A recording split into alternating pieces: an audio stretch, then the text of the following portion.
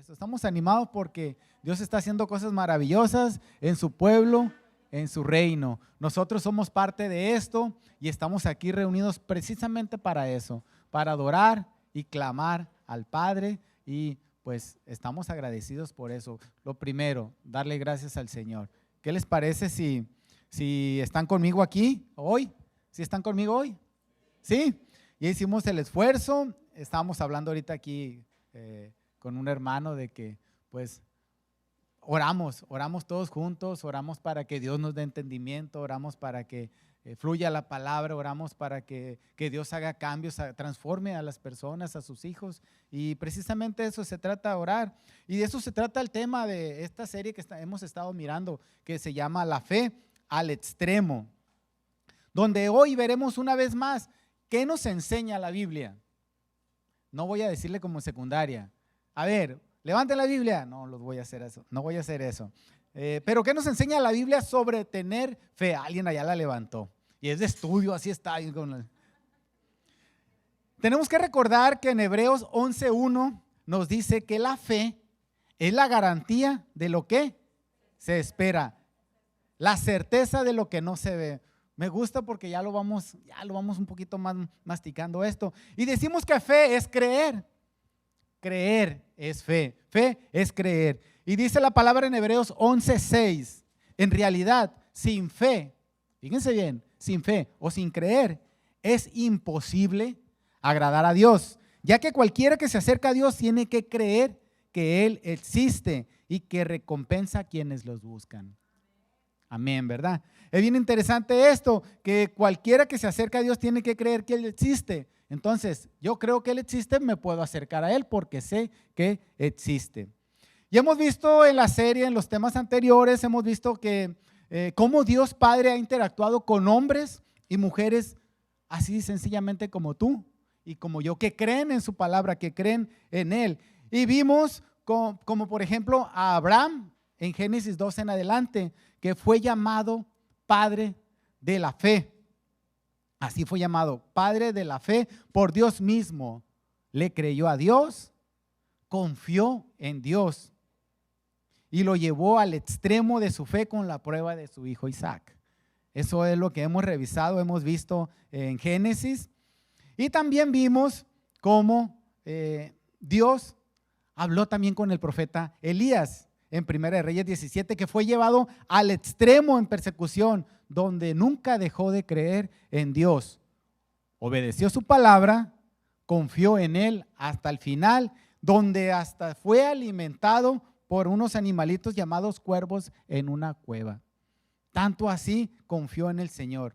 ¿Y qué decir de lo que vimos en la anterior, que se trata del profeta Daniel, que siempre estaba alimentando su fe?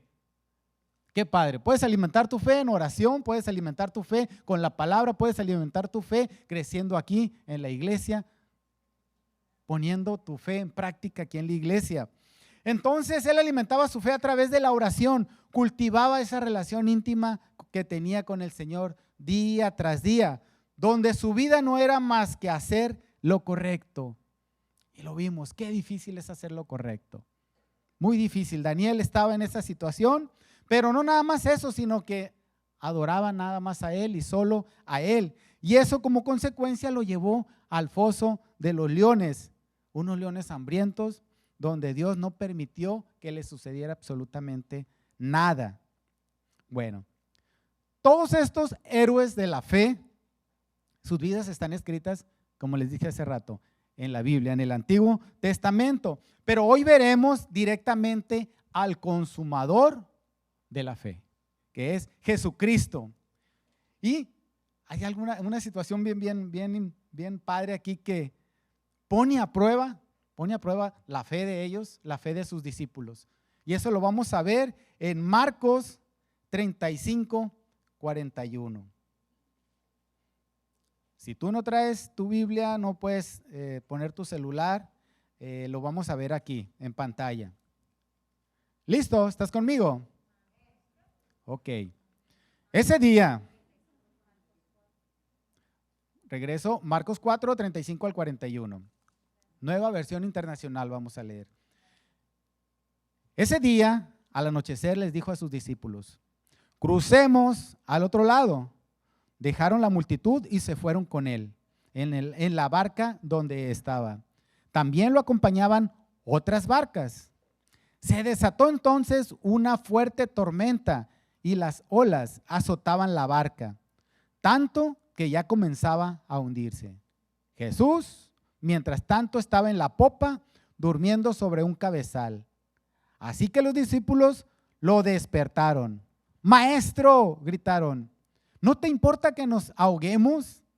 Él se levantó, reprendió al viento y ordenó al mar: silencio, cálmate. El viento se calmó y todo quedó completamente tranquilo.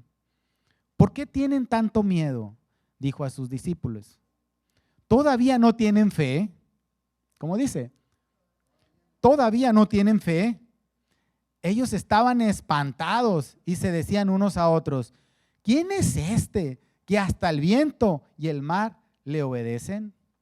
Padre, te damos gracias. Gracias, Señor, en esta tarde, Padre. Gracias por tu infinita misericordia con tus hijos, con tu iglesia, Señor, con tu novia. Estamos reunidos aquí, Señor. Gracias a tu nombre, te alabamos, te glorificamos. Hoy te pedimos, Señor, que sea tu Espíritu Santo el que nos guíe en tu palabra, que nos enseñe, Señor, que nos muestre la verdad como solo tú lo sabes hacer, Señor. Gracias por los corazones de cada uno de nosotros. Gracias por esta mente abierta que tú nos estás poniendo, Señor, y que sea un tiempo donde nada más podamos honrarte y glorificarte solo a ti, Señor. Gracias te damos en el nombre del Padre, del Hijo y del Espíritu Santo. Amén. Entonces, después de estar rodeado y de compartir con mucha gente, Jesús decide cruzar el mar de Galilea. Jesús manifestaba su naturaleza divina, ¿su naturaleza qué? Humana. Él estaba cansado, se encontraba cansado, pues andaba entre toda la gente, entre toda la multitud, ya era tarde. Imagínense andar entre toda la multitud y decidió pues dormir en la popa de una barca. ¿Alguien ha dormido en la popa de una barca? Qué cosa tan más rica dormir en la popa de una barca. Entiendo a Jesús aquí. Me tocó dormir muchas veces en un barco. Ahora, ¿por qué barca? Se dice barca por el tamaño de la dimensión que no alcanzaba a ser un barco. Un barco grande, un barco enorme, era una pequeña embarcación que regularmente sostenía de 10 a 20 personas. Y esas embarcaciones no tenían motor. No tenían un motor de combustión de diésel, calderas, motor de fuera de borda, no tenían nada. ¿Saben cuál era la forma de mover de esa embarcación? Si no era con una pequeña vela, era a remo. Así es que por los extremos, por los lados, por estribor y por babor, tenían unos agujeros y por ahí salían los remos y a remar y a remar y a remar entre todos.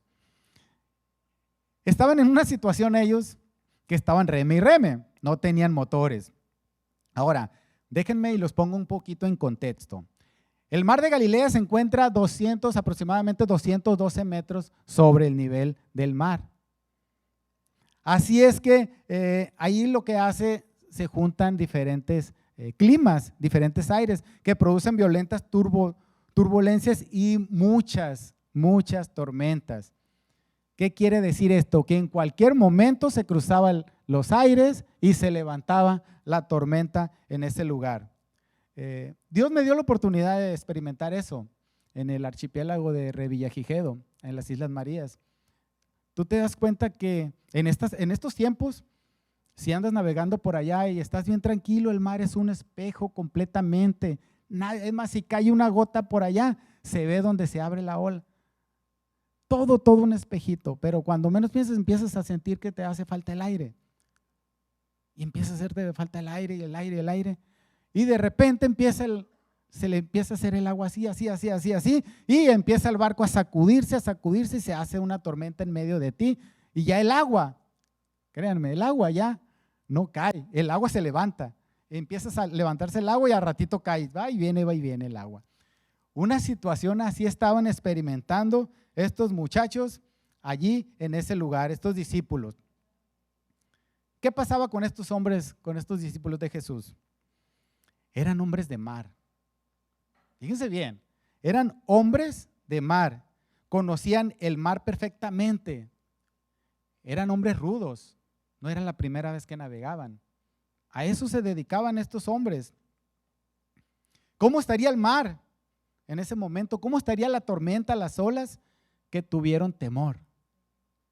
Se apoderó el temor de ellos. Y mientras tanto Jesús, en la popa, que es la parte posterior del barco allá, ¿qué estaba haciendo Jesús?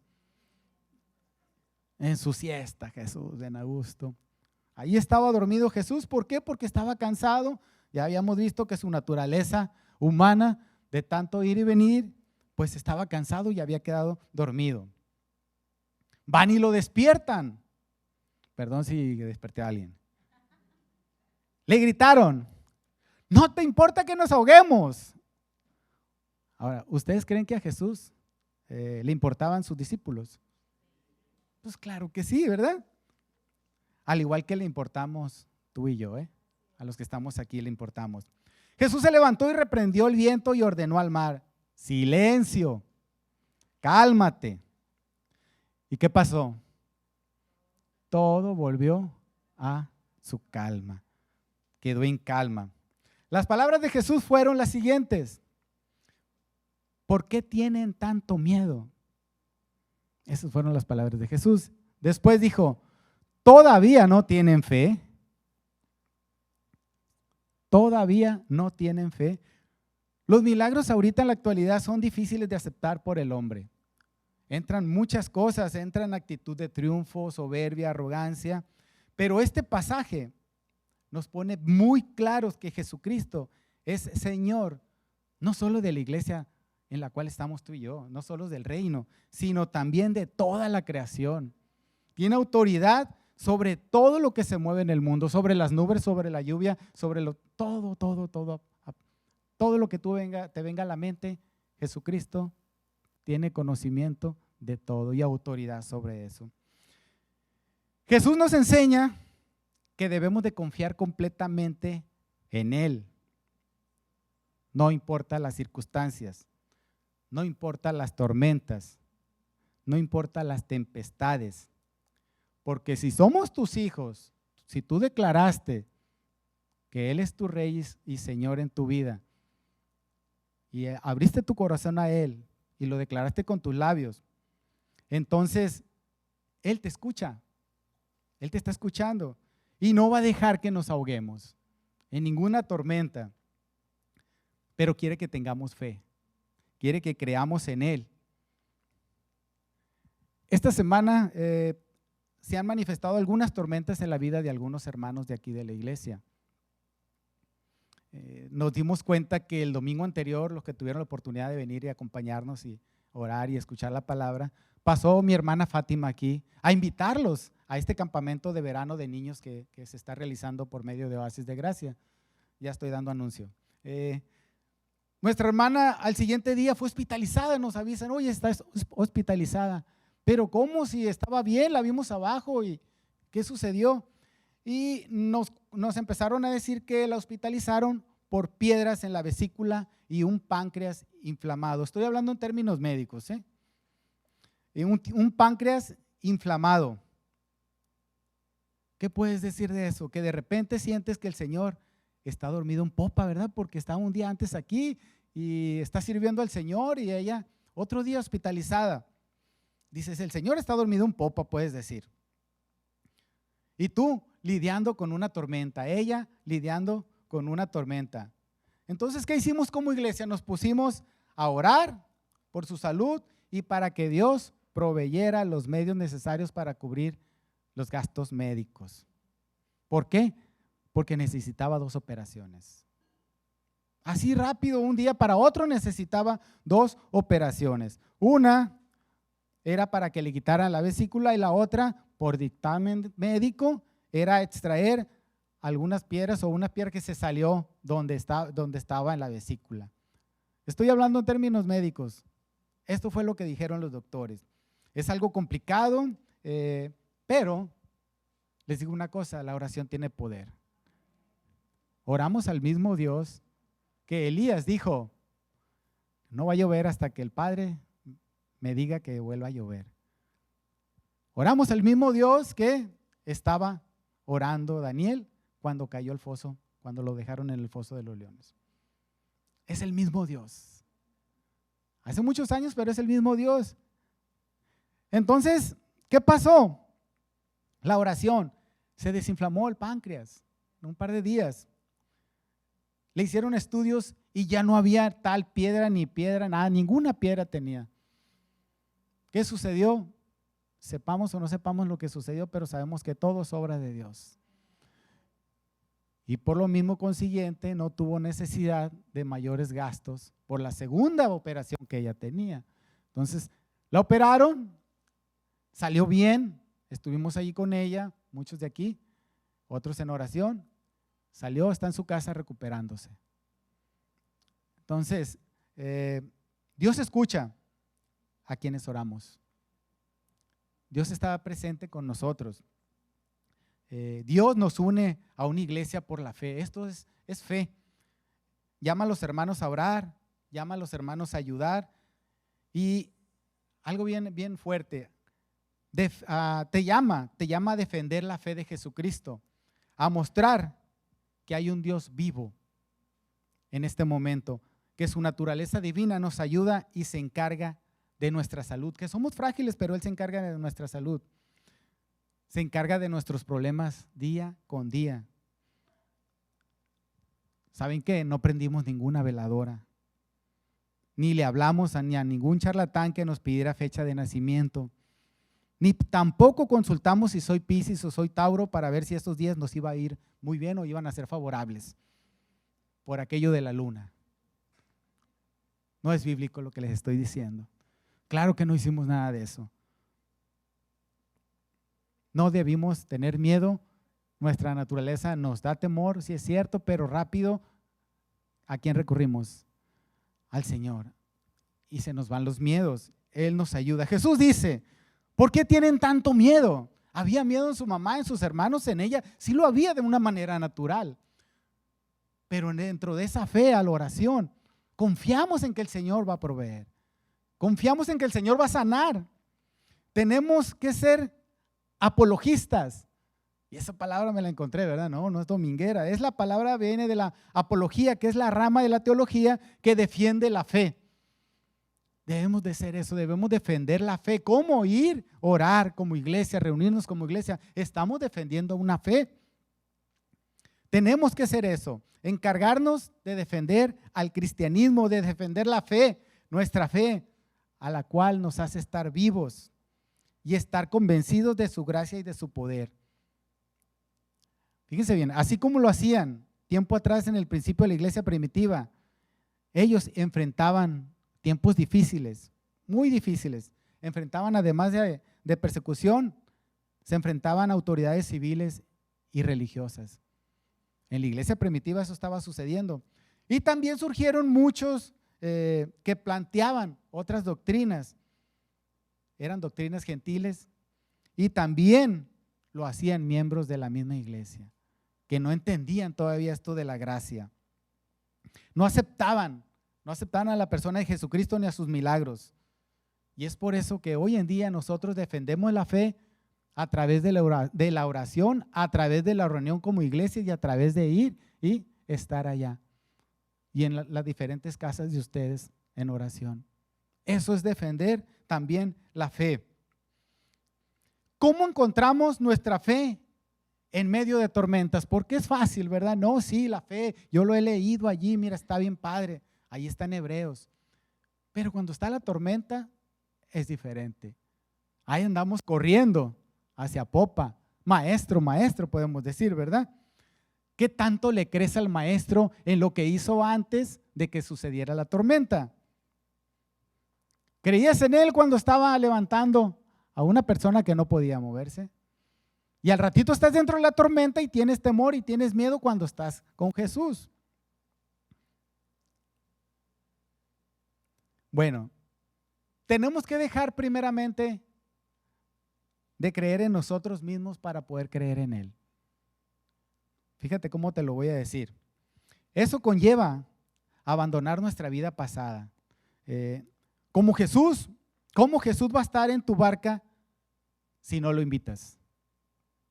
¿Te has puesto a pensar eso? ¿Cómo Jesús te va a escuchar si tú estás ocupado? Si yo estoy ocupado. ¿Cómo Jesús te va a escuchar si no le miras? Si no sabes que está contigo atrás en la popa, ¿cómo te va a escuchar? ¿Pudieras andar corriendo por todo el barco, por toda la barca? Si tu enfoque está en la tormenta, o te has puesto a pensar que tú puedes ser o eres la tormenta para otros, ¿te has puesto a pensar eso? Híjole, y si yo soy la tormenta para otro, debo de ponerme en las manos de Dios y soy la tormenta para otro. Tenemos la confianza de gritarle, maestro, maestro, me estoy ahogando. ¿Tienes esa confianza de gritarle, maestro, maestro, me estoy ahogando? En nuestra naturaleza humana. Para eso tenemos que abandonar completamente la vida que llevábamos. Rendirnos ante Jesucristo, que Él ocupe nuestro corazón. Tenemos que abandonar esas prácticas que a Él no le agradan y estar convencidos de que hay un Padre. Fíjense, estar convencidos de que hay un Padre que cubrió nuestro pecado hace más de 2000 años. ¿Tú estás convencido en esta mañana? Esa deuda la cubrió con su propio Hijo, Jesucristo. Él nos enseña que ya no somos más esclavos de Satanás y tampoco somos esclavos del miedo o temor, porque nuestra mirada está enfocada en Él. Pero si no estamos en Él, si no estamos en Jesucristo, entonces sí se apodera el miedo y vivimos la tormenta tal y como es. Nuestra mirada va a ser siempre ¿dónde? En la tormenta, ¿no? En los ojos de Jesús. Si tú te enfocas en la tormenta, le vas a dar vueltas y vueltas y vueltas, vas a sentir el agua, vas a sentir todo. Si te enfocas en Jesús y tienes fe, la tormenta va a ser diferente. Él va a llegar, va a poner calma, silencio y todo, te va a poner en orden la vida. Te va a poner en orden tu corazón. Y nos lo explica de una manera muy, muy padre en Hebreos 12, del 1 al 2. Dice, por lo tanto, también nosotros, que estamos rodeados de una multitud tan grande de testigos, despojémonos del lastre que nos estorba, en especial del pecado que nos asedia, y corramos con perseverancia la carrera que tenemos por delante. Voy a leer esto otra vez. Por tanto, también nosotros, que estamos rodeados de una multitud tan grande de testigos, despojémonos del lastre que nos estorba. Lastre, una palabrita que usamos también en los barcos, es un peso de más. Si tú sales a caminar con tu cuerpo normal está bien, pero si agarras una mochila con 20 kilos en la espalda y empiezas a caminar, eso es un lastre. Entonces dice que despojémonos del lastre que nos estorba, todo aquello que nos estorba, en especial del pecado que nos asedia, y corramos con perseverancia la carrera que tenemos por delante. Fijemos la mirada en Jesús. ¿En quién dice? ¿En quién? Fijemos la mirada en Jesús, el iniciador y perfeccionador de nuestra fe. O sea que si tú tienes a Jesús en tu corazón, Jesucristo va a perfeccionar tu vida en fe. Él es el que te va a alimentar, te va a ayudar a crecer en fe, en creer en Él, en su palabra, en su iglesia, en lo que hace, en lo que transforma, en tu vida completa, en tu trabajo, en tus hijos, en tu esposa. En todo lo que está a tu alrededor lo va a transformar y lo va a cambiar por fe. Aunque todavía no sepas qué viene el día de mañana, vas a tener la certeza que Él va a obrar en tu vida. Eso se llama fe. No saber lo que va a suceder con exactitud, porque yo voy a saber lo que va a suceder con exactitud. Eso no es fe. Así es el Señor. Es el iniciador y perfeccionador de nuestra fe, quien por el gozo que lo esperaba, soportó la cruz. Los 4 evangelios nos describen cómo Jesucristo fue crucificado. Que dice que por el gozo que él esperaba, soportó la cruz, menospreciando la vergüenza que ella significaba. Lo compartimos siempre porque somos cristocéntricos. Jesucristo murió en una cruz para el perdón de nuestros pecados. ¿Cómo fue? Le pusieron un clavo a la mano, otro en la otra mano, otro en los pies y estuvo allí. Le pusieron una corona de espinos en su cabeza. ¿Jesucristo merecía eso? Claro que no. ¿Lo hizo por quién? Por todos los que estamos sentados aquí, por gracia, por amor a nosotros. El pecado Él lo vio en nosotros y dijo, vente, yo te arropo y te perdono. Yo voy a cumplir con esto que yo me las estoy arreglando con mi Padre. Entonces dice que la vergüenza que aquella significaba. Y ahora viene lo bueno. Y ahora está sentado a la derecha del trono de Dios. Y ahora está sentado, ¿dónde dice? A la derecha del trono de Dios. ¿Quién está a tu derecha allí? Ya lo ves, mira la persona que está a tu derecha allí. La derecha es esta, como los niños chiquitos, ¿verdad? Esta es la derecha. Y dice que está sentado a la derecha del trono de Dios. Esta palabrita, pues la derecha, está tu derecha. ¿Estamos bien? Estado a la derecha del trono de Dios. En el capítulo 10, 12 dice que se sentó a la derecha de Dios. Sentado a la derecha de Dios. Aquí está Dios y Él está a la derecha. ¿Estamos bien? No dice un escalón abajo. No dice que está adelante.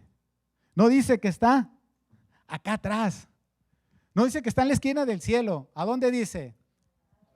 A la derecha. Al igual. Está a su igual a la derecha. ¿Sabes lo que significa estar sentado a la derecha del Padre? No me van a decir como los muchachos de jóvenes que ¿qué significa que estar sentado a la derecha del Padre? Que no está parado, me dijeron. Eso me contestaron, pero estaban poniendo atención los muchachos. ¿Estás convencido de que significa algo? Escucha esto. Significa que cuando tú pecas, Satanás va corriendo enfrente del Padre y le dice, viene corriendo enfrente del Padre y le dice, está el Padre, está Jesús a la derecha. Y le dice, Alejandro, ya se convirtió. Pero él sigue en la misma, sigue pecando. Y Cristo sentado, ¿dónde? A la derecha del Padre dice, yo ya morí por ese pecado. Y Satanás se levanta otra vez. Anda corriendo Satanás ahí y le dice, Alejandro, sigue luchando. Mira lo que sale de su boca. Y mira lo que piensa, lo que está pasando por su mente. Y Cristo, que está sentado ¿dónde? A la derecha del Padre. Está sentado a la derecha del Padre. Se voltea, porque está a la derecha del Padre, se voltea y le dice al Padre, yo ya morí por ese pecado. Pero Satanás insiste. Y que Alejandro sigue pecando. Mira, ve la lucha en su corazón. No encuentra salida, está metido en una tormenta.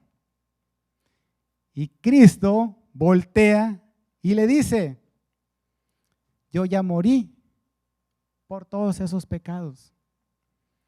Y Cristo te dice a ti, hoy en este día, en este momento que estás aquí sentado, que puedes tener alguna tormenta en tu vida, que algún problema alguna situación de trabajo, algún problema económico, alguna diferencia con un hijo, alguna diferencia con algún padre, alguna diferencia de enfermedad, algún problema que tengas aquí en este momento, que si tú has puesto tu fe en Él, en Jesucristo, lo que se tenía que hacer para que realmente fueras perdonado, para que realmente fueras aceptado, para que realmente fueras redimido, para que realmente fueras recibido, Cristo, a la derecha del Padre, dice, lo que hice yo ya fue suficiente.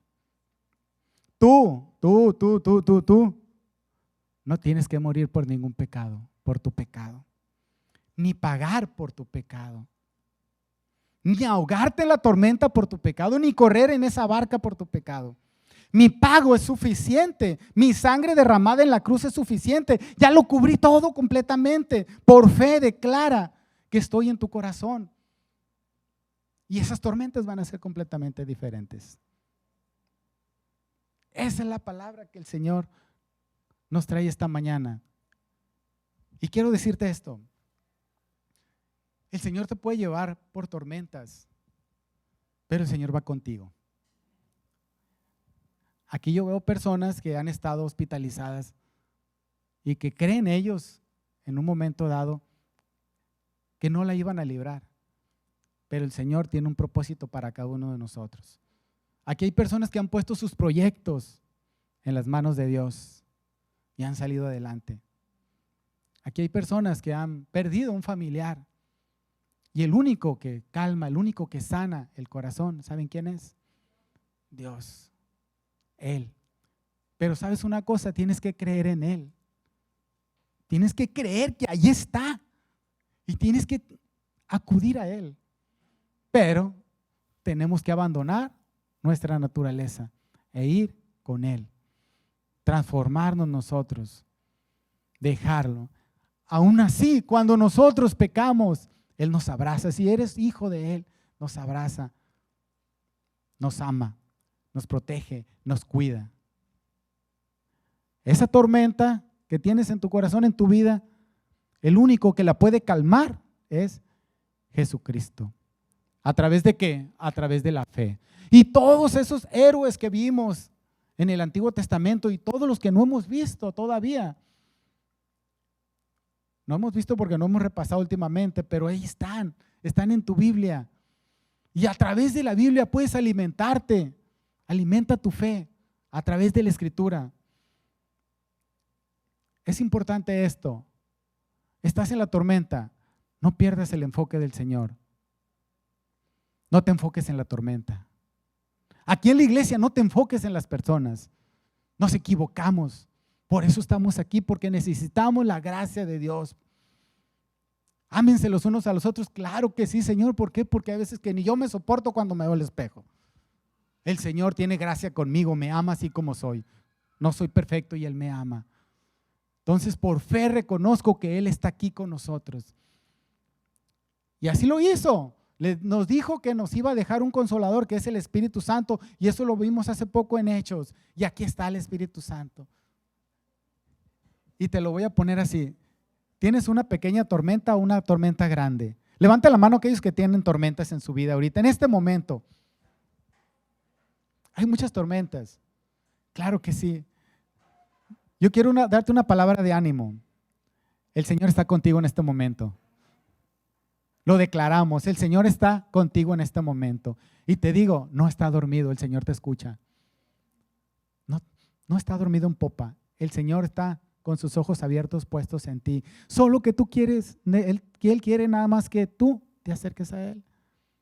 Acércate a Él, humíllate al Señor. Si es necesario poner rodilla, hazlo. Hazlo. Si eres hombre o mujer, humíllate al Señor. Esa tormenta, vamos a orar por esa tormenta, pero de antemano te digo que el Señor está contigo. Señor, te damos gracias, Padre. Gracias por tu amor, Señor. Gracias, Padre, porque siempre estás aquí con nosotros. Gracias por enviar a tu Hijo unigénito, tu único Hijo, a morir en la cruz. Aceptó, Señor, morir en esa cruz. Ahora Él cubrió con su sangre nuestro pecado.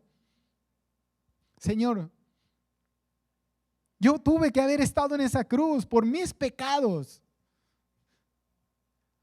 Pero tu infinito amor borró esos pecados por tu gracia. Ahora soy libre. No debo de tener ningún miedo, ningún temor. Pero a veces se nos olvida que aquí en la tierra vivimos un día tras día ajetreados, Señor, en tormentas. Ayúdame, Padre. Ayúdanos, Señor. Pon calma, calma cada tormenta de aquí, de tu iglesia, de tus amigos, Señor, de tus hijos. Calma cada tormenta, Señor. Quita cada trueno. Que sepan, Señor, que no están en esa barca solos, que no andan remando solos en una tormenta, Señor. Que eres tú el camino, la verdad y la vida, Señor. Que eres tú el que estás allí, abrazándolos, que no debe tener ningún temor, Señor. Cualquier tormenta que sea, Padre. Bendice, bendice a tu iglesia. Bendice al hermano que tenemos a la derecha. Bendice a nuestras esposas. Bendice a nuestros hijos. Bendice de una manera enorme, Señor. Pero también fuimos llamados, Padre, a defender esta fe. Ayúdanos, Espíritu Santo, a mostrar tal y cual es nuestra fe y que en ocasiones tengamos que hablar. O sea que solo nada más con el ejemplo, Señor. Ayúdanos a ser ejemplo. Ayúdanos a quitarnos, Señor, todo ese lastre que no nos permite, todo ese lastre que venimos arrastrando, Padre. Ayúdanos a ser transparente ante tu presencia, Señor. Si hay alguna persona aquí, Padre, con enfermedad, en una tormenta de enfermedad, Señor, en el nombre de Jesucristo declaramos sanidad completa, Señor, y que el día de mañana será testimonio de fe aquí. Y es nada más para darte la honra y la gloria solamente a ti, Padre. Si alguien, Señor, está pasando por problemas económicos, Señor, seas tú el que cubra cada necesidad de nuestros hermanos, Señor. Oramos como iglesia, todos reunidos, tomados de la mano, Señor, clamando tu nombre, que tu presencia llegue aquí y haga su voluntad, Señor. Que el Espíritu Santo sea el que se mueva, Señor, a través de los dones, Señor, a través de tu amor, a través de tu gracia. Si tú tienes un hijo con el cual estás teniendo problemas, déjaselo al Señor, entrégaselo al Señor. El Señor va a poner orden. Oramos para que el Señor calme y ponga todo en orden. Gracias, Padre, por tu palabra. Gracias por lo que nos mostraste en este atardecer, Señor. Con esa gracia que tú, Señor, trataste a los discípulos. Con ese amor que tú los trataste, Padre. Con esa enseñanza que les diste. Gracias por el Espíritu Santo que nos permitió que se escribieran este libro tan maravilloso, lleno de amor que es la Biblia, Señor. Gracias por los hermanos que estamos reunidos aquí, que en un momento de sus vidas cruzaste y los trajiste aquí, Señor, con un propósito de bendecir al hermano que está a la derecha, Señor. Gracias te damos, Señor, porque tienes un grupo aquí abajo dando clases a cada uno de los jóvenes y niños por tu gracia, porque si los hubiéramos escogido, nosotros nos equivocamos. Tú no te equivocas, tú los escogiste para honra y gloria de ti, Señor, nada más. Gracias, Señor, te damos. Bendícenos, Señor, en el nombre del Padre, del Hijo y del Espíritu Santo. Amén, amén, amén. Dale un abrazo a la persona que está a un lado allí. Dile, Dios te bendiga, eres mi derecha, dile. Así dile, eres mi derecha. Dios te bendiga.